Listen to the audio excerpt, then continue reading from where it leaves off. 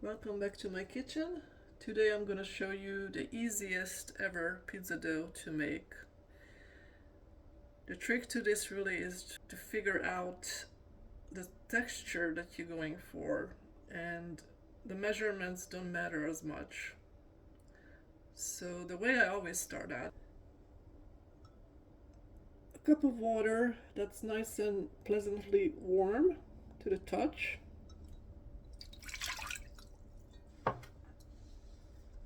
A tablespoon of any kind of yeast. I'm using active dry yeast.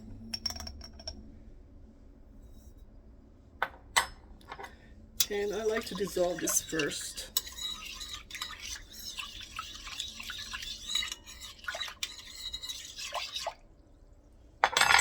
You do not have to wait for this to start bubbling or to find out if it's live.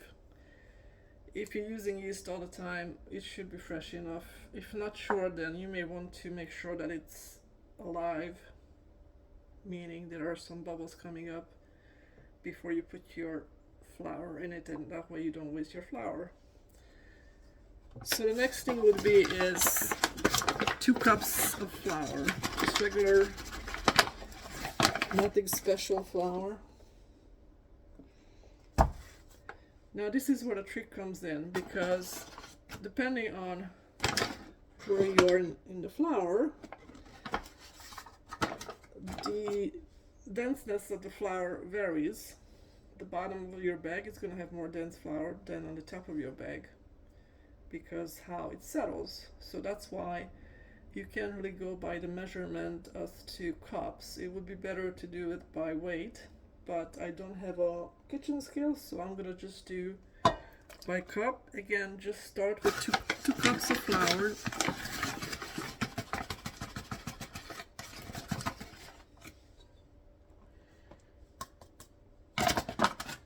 And a big pinch of salt, which is about a half a teaspoon salt.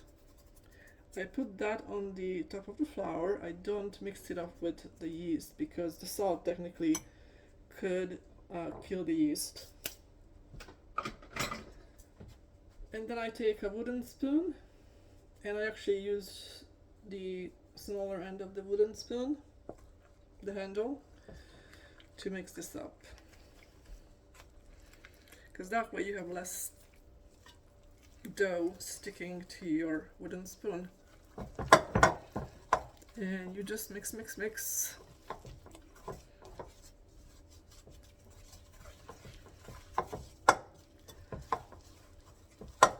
And when you start out with a cup of water and 2 cups of flour, it's gonna be still sticky.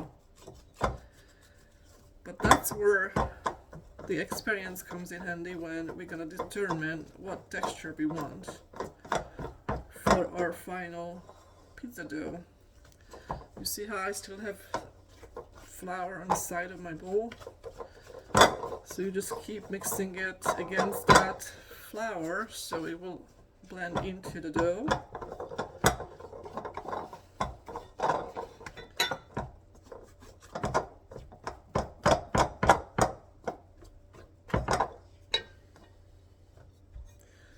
So now you see it's still very sticky, right?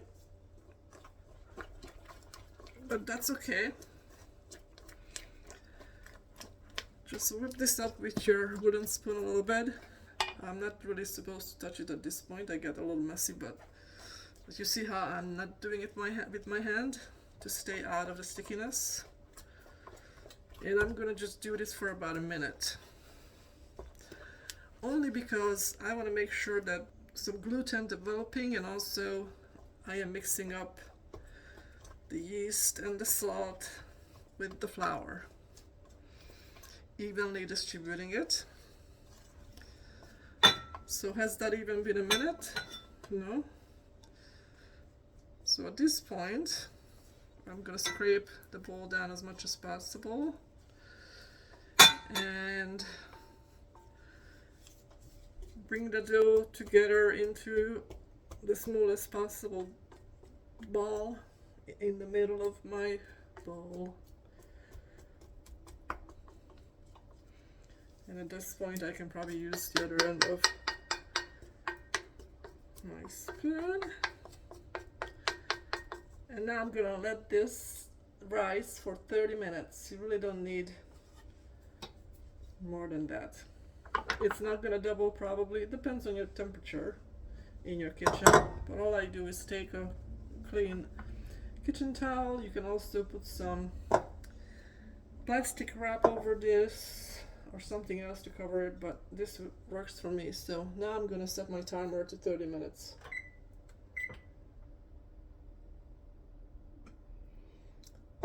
See you later. It's been 30 minutes. Let's see what we got. Looks really good. You can see that actually mine has doubled in size, but don't let that discourage you if yours doesn't look as bubbly. So you see how sticky this is? It's impossible to handle this. So what I'm gonna do is next, it's gonna be taking a little bit of flour, maybe a couple of tablespoons, if that much. And with my hand being nice and floury, I'm gonna scrape this up in the bowl. It's still in the bowl. We're not gonna mess up our countertops or anything else. And if your hand is sticking to it, just dip it into the flour bag. Don't keep adding flour because that's gonna make it just too hard. So now you see how it's not sticking, and you have to do this by feel, right? If it's sticking, you stick your hand into the flour bag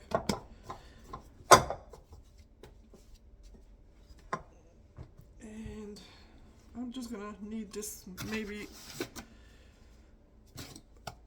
for about 30 seconds, if that. Okay. Now I have a nice ball of dough, right? The next thing we need to do is get a pan, line it with parchment paper. But in the meantime, you turn on your oven to 425.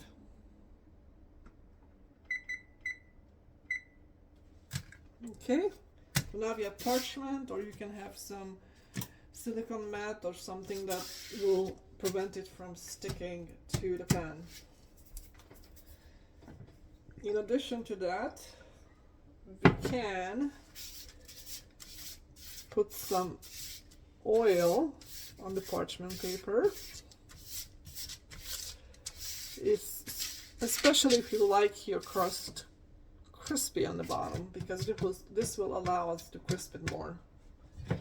Now remember, I didn't put any oil into our dough yet. So dump your dough onto the parchment.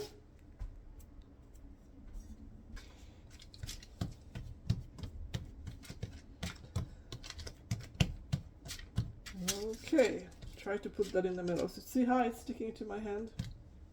So you have two choices here. You can either use the flour to make it non-stick, or you can use oil to make it non-stick. So I'm gonna use oil to make that non-stick, but you could have used flour as well. You just want to make sure that you only dipping your finger really into the flour every time it's starting to be sticky. And now all you have to do is play with your pizza dough like if it was Play-Doh. So I'm gonna try to stretch this lengthwise first and sideways second, whatever it takes to make it spread. And it will spread really nicely because your dough is soft still, remember, we didn't make it too doughy, too floury, and also because it rested for 30 minutes. So that 30 minutes that you did after the initial mixing or kneading, it wasn't really kneading, it allowed you to rest the dough for that long, and the more rested it is, the more you can stretch it. So all I'm doing now is making the dough even, and again, this is just by feel. And I'm gonna spread it so it is fairly thin. I like it thin. You can leave it more thick and smaller, but then it's gonna take longer to cook because the dough does have to cook through. Remember, the ingredients that you're putting for the topping, that doesn't have to cook as much because it's really just melting the cheese mostly, and depending on what you put on. Usually you don't want to put anything raw, like raw meat. So how long did this take me? I didn't time it, but you see how easy it is, right? Now I'm gonna go wash my hands and then ready for the toppings. The toppings are endless. You can make this pizza anything you want. Mainly what you really need is some kind of cheese, I think, that you always should have. Regular pizza that I'm gonna make, but you can also make a barbecue pizza, for example, using barbecue sauce. You can make a white pizza using some nice garlic sauce, creamy garlic sauce, Alfredo sauce. You can use, you can make a taco pizza, just put some taco sauce on it, and then if you're using a taco sauce, then maybe you want to use cheddar cheese. If you're using barbecue sauce, maybe you want to use Swiss cheese. And if you're making a regular pizza like I am with the marinara sauce, I'm gonna use mozzarella cheese, which is very typical, right? So you make it your own, anything goes, any kind of cooked meat, cured meat, no meat, vegetables. As I said, you can put anything on this. Just remember, don't put any raw meat on this. I think it has to be all cooked before you put it on, or it has to be cured. So let's start with the marinara sauce. And I recommend that you just buy a cheap spaghetti sauce that you usually buy. Don't make it anything fancy. Don't go and try to buy specialty pizza sauces. Those are really not good, usually too runny anyway, and it's not worth the money, even the brand names. Believe me, I tried them all. So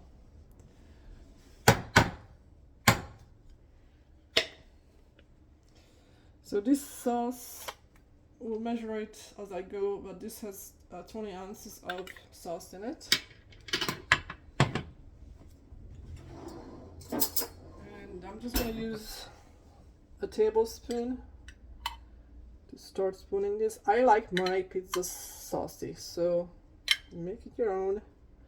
I kind of already know how much I usually use.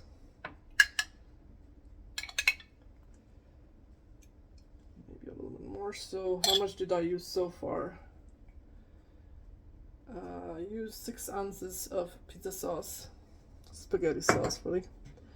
And I like to put the sauce all the way to the edge. I am not going to make it look like it came from a pizza shop, because it didn't, and I don't really care about having a clean edge to hold it, etc. It doesn't matter. It's all going to be eaten faster than you can blink.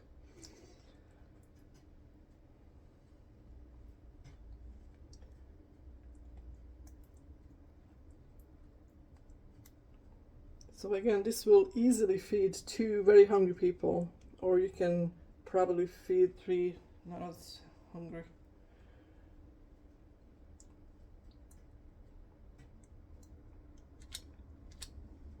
See how mine looks like? It's all covered, nice and thick, just the way I like it. And I already prepared my toppings. I have shredded mozzarella cheese. This is only 4 ounces, so that's half of an 8-ounce block. And when you shred it, it becomes a lot of volume. And then I have some pepperoni that I cut into pieces because I don't like whole pepperonis in a bite. This is even too big. And a bunch of onions because I do like my onion on my pizza. So let's do the mozzarella cheese first. So you want to just kind of sprinkle it, because you don't really want to cover every little spot on the pizza. You just want to evenly sprinkle it. As I said, 4 ounces for this pizza is enough. It should cover evenly. As it melts, it will spread as well, but don't forget the edges. Sometimes we start in the middle and forgetting the edges. I think that's why they came up with the stuffed crust pizza. So yeah, just like that. Next I'm gonna do the pepperoni, and I just try to place them evenly.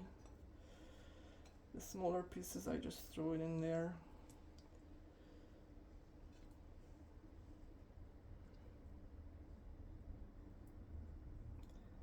Again, you don't need a lot. I would say I only have about 2 ounces of pepperoni sliced thinly and small.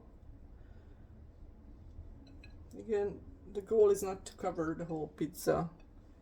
It's just to get a decent bite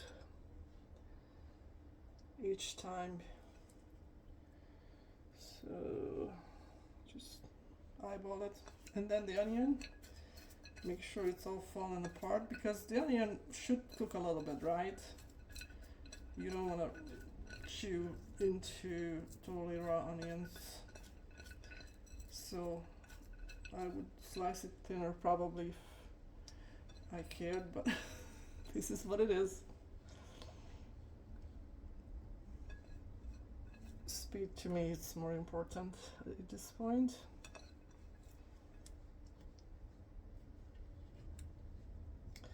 I try not to get anything in the pan, because the less you put on the pan, the less you're gonna have to clean. Okay, in addition to that, and totally this is just gilding the lily, I like to put a few sprinkles of crushed red hot peppers. Be careful with that. And I like to put some homegrown, home-dried basil. Crush it all up to be really fine. Again, I don't want to chew on stems that might be in here. And a few sprinkles of Parmesan cheese. That just gives additional saltiness, so don't salt this again. This has enough salt from the cured meat, the pepperoni, and the cheeses. Okay, so that was just, what would I say, not even an ounce of Parmesan cheese. And very last, I like to lightly sprinkle it with olive oil. That's just me, totally optional. So at this point, our oven is almost ready, but I'm gonna wait for it to beep at me, and when it's totally preheated, then I'm gonna put it in. The oven is ready. This will go into the middle of the oven, middle rack, for 15 minutes.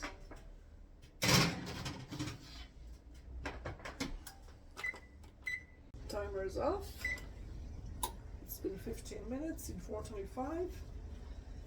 If you had a thicker pizza or you had a lot of toppings, you may want to cook this a little longer, maybe on a lower temperature. I would say you can go as low as 400 and cook it for 20-25 minutes instead of just 15.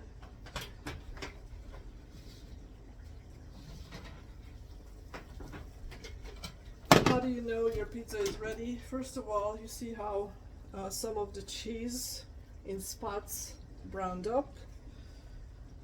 Also, you can lift up a corner and you'll see that it has a nice brown cooked appearance. So now I'm going to take this and put it on the cutting board and let it cool for about at least 5 minutes, because if I start cutting this, the cheese is going to get all messy. Remember, your pizza is hot.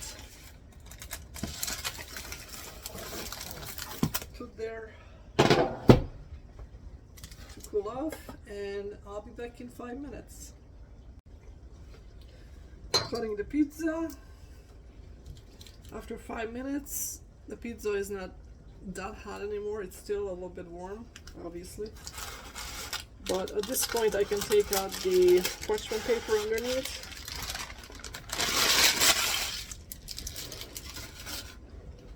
And because it's already on the cutting board, I can start cutting it, right? So it's up to you how many pieces, small pieces, big pieces you want to cut.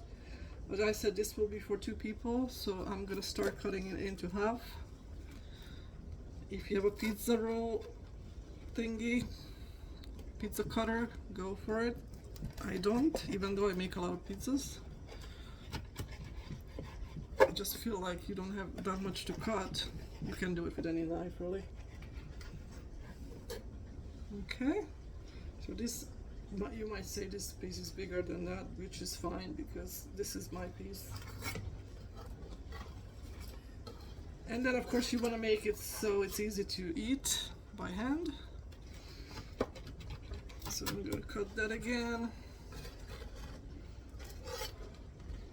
And at this point I can make this into 2 handheld pieces, or I can make them even smaller.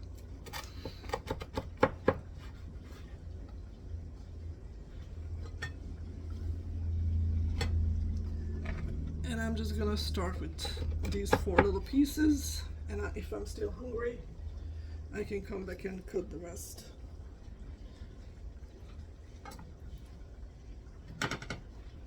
I made a small salad while I was waiting for it to bake, and here is my pizza that is cheap, fast, and easy. Enjoy!